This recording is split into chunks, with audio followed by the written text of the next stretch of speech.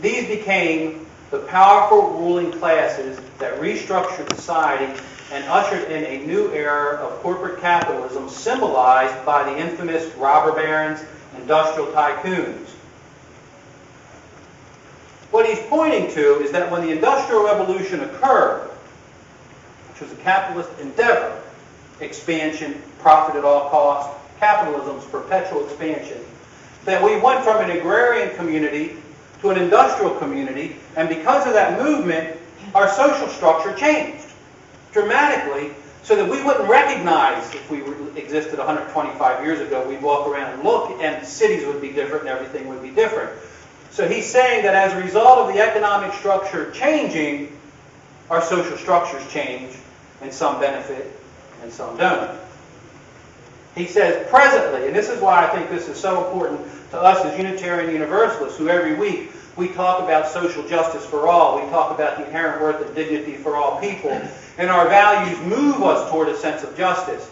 If we are in the middle of a transitional period, what comes out of that transitional period is going to be foundational for the next 50 to 100 years.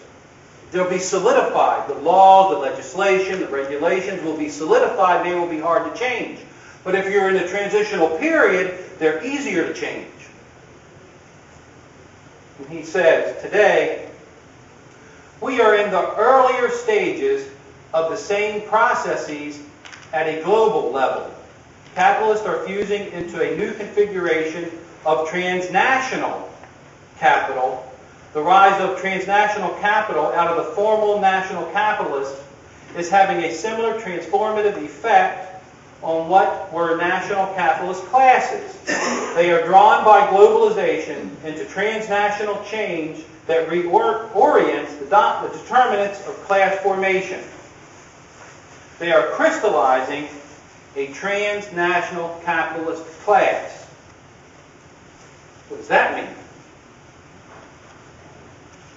That means that as nation states, as our nation governs the people within it, we develop laws, we develop legislation, we develop regulation concerning pollution, concerning workers' rights, and we have power to implement those laws. And we as citizens who practice democracy have rights to go in and alter that legislation if we feel they're unjust. That's what that means. That's where we are as a nation state. Moving to a transnational capitalist class, there will be, and there is today, and there will be tomorrow, and there was in recent history, an effort to reorganize national regulation, to reorganize national financial structures so that they feed this transnational class from the domestic sphere to this transnational world. That's what's happening today, and we are in the middle of that process. He continues to say that this process of transnational capitalist shift has captured our bureaucracies, our political process, our local process, our regional process. So we now have transnational capitalist class citizens running a large portion of our governing processes. What that means is the transnational corporation, the transnational class, sees the world and takes the investment out into the world at the expense of the domestic. They're not, as nationalists would be, or national leaders would be, we would look at the domestic and we'd say, there's a problem over here, we need to spend some money, we need to fix that, we need to orient ourselves to deal with that problem.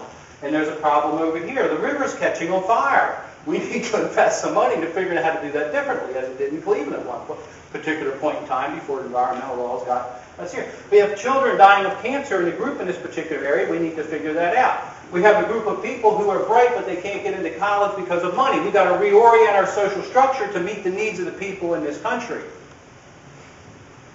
But this new class does not look inward to see the difficulties. They look outward to see the financial expansion to gain a return. In economic democracy, the stakeholders have the power, us, the citizens, not the shareholders. In capitalist formation, the shareholders have the power, not the citizens. So we begin to ask the question, can you have a political democracy if you don't have an economic democracy? And that's a fair question. And then we say, well, we've never really had an economic democracy. And then I might say, well, have we ever really had a political democracy? Those are fair questions. And I thought I would give two examples of workers, of what it looked like moving from the agrarian to the industrial, and also now what it looks like to be a worker as a domestic sphere, funds that would send us to college, keep our streets, keep our bridges healthy, and moving in that direction. As that domestic money moves out, what does that look like to a worker today? And the first is from a book called What is Work by Philip Stein. And it's a poem, and it's called Coming Close. Take this woman. She has been standing before a polishing wheel for over 3 hours. She lacks 20 minutes before she can take a lunch break. Is she a woman? Consider the arms as they press the long brass tube against the buffer that are striated along the triceps, the 3 heads of which clearly show. Consider the fine dusting of dark down above the upper lip as the beads of sweat that run down from her red kerchief across the brow are wiped away with a blackening wristband in an odd motion that a child might make to say, no, no. You must come closer to find out. You must hang your tie and your jacket in one of the lockers in favor of a black smock. You must be prepared to spend shift after shift hauling off metal trays of stock, bowing first, knees bent for a purchase, then lifting with a gasp the first word of tenderness between the two of you. Then you must bring new trays of dull, unpolished tubes. You must feed her, as they say in the language of this place. Make no mistake, this place has a language. And if by some luck the power were cut, the wheel slowed to a stop so that you suddenly saw it was not a solid object, but so many separate bristles forming a motion of a perfect circle, she would turn to you and say, why? Not the old why of why must I spend 5 nights a week here. Just why? Even if by some magic you knew, you wouldn't speak for fear of her laughter, which now you have anyway, as she places the 5 tapering fingers of her filthy hand on the arm of your white shirt to mark you for your own, now and forever. Why?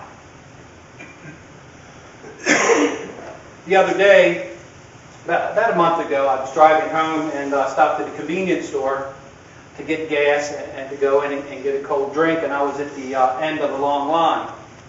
And by the time I got to the cashier, there was nobody behind me, and I said to the cashier, I said, you finally get a break. And she said, yes, I do, and I have to get ready to go to my next job, and I work, after some conversation, I work 100 hours a week. She says, yeah, I have to work 3 jobs, and I'm lucky that my mom and dad watch the children. I have friends who watch the children, and she said, I have to work all these hours for this summer so I can pay off my student loan so I can go back to school.